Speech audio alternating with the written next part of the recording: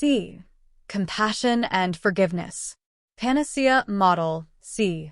Strategy 5.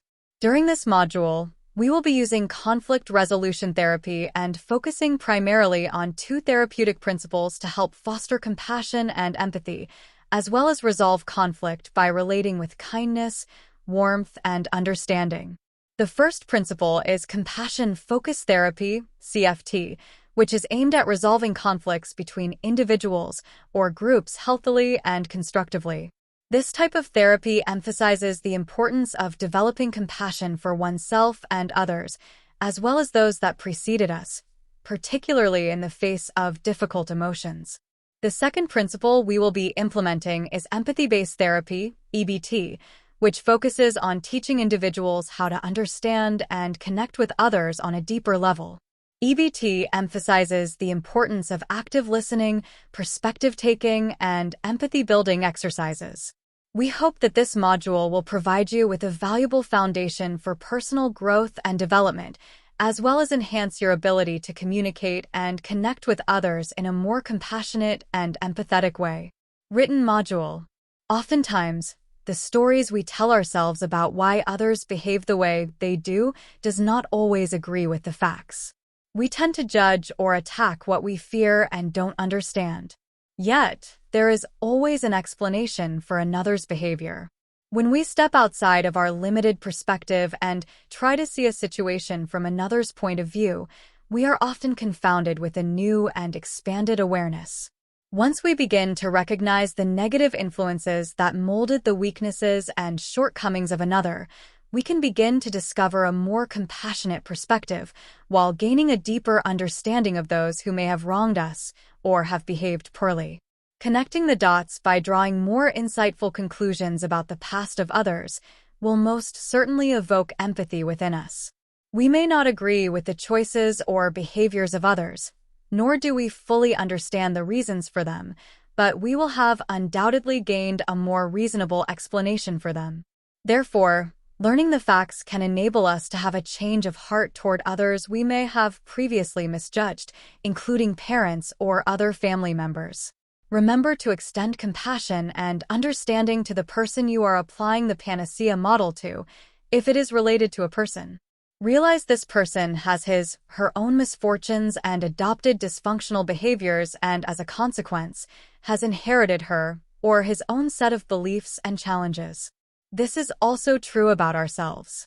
When we don't place judgment toward our past, and we make the connection by seeing the correlation between our personal choices and shortcomings or unconscious behaviors, we can more easily extend much-needed compassion even to ourselves, especially while we are learning to heal and practice a better way of life.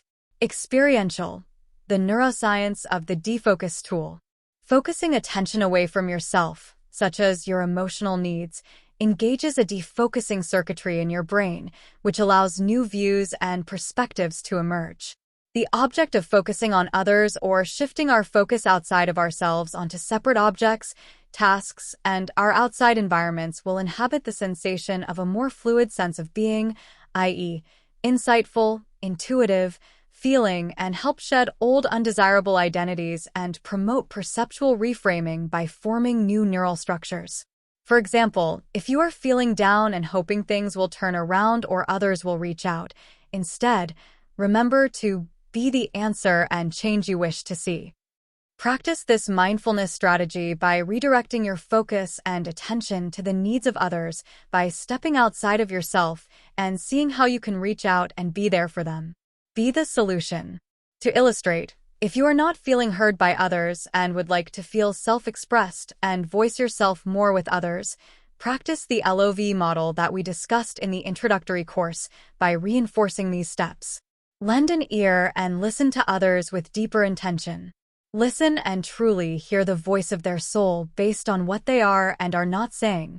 If you're not feeling validated or understood by others and believe that your perspective should be considered, then make a sincere effort to listen and validate other people's perspectives and experiences. First, seek to understand before seeking to be understood.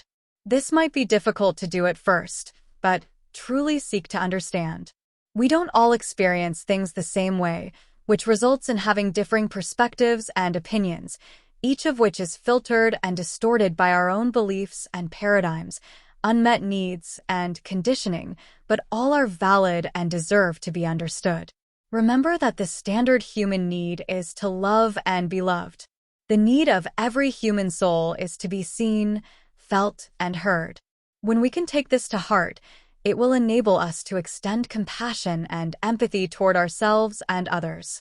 As we do this, we course correct by resolving the conflict in a much more peaceful and effective way, essentially removing the conflict. This deepens our soul connection in our relationships with others while gaining a more loving and broader perspective. By doing so, we meet our own needs without relying on others to have our needs met. We build emotional trust in others and begin to essentially fill our own cup, increasing it with love toward ourselves and others. Compassion creates awareness of our own need to hold compassion for both ourselves and others. It's when we look at the pain within ourselves that we can recognize what others are going through and create a new sense of compassion for others, rather than use projecting behaviors. Mastering the self starts with acknowledging where you want to improve and taking ownership of it. Workbook exercises. We can learn healthier self-awareness and develop a greater ability to express compassion by asking ourselves the following questions. 1. Where are you both applying love and also withholding love and compassion? Example: are you withholding love from yourself? From a spouse? Coworker? Others? 2. How do you show love and how can you start to demonstrate more compassion? Learn to say yes to love, compassion, and whatever serves you and the whole. Instead of entertaining what isn't working in your life, continue to ask yourself where you are withholding love and where you need more clarity to extend more love and compassion. 3. Who do you want to be and what do you want for yourself? 4. What can you do to realign with the truth of who you are and honor what the storms are teaching you? 5. What needs to be healed in your life? When you ask this question, you are recalibrating more quickly and easily. 6. How do you relate to this specific area that you've been disconnected to?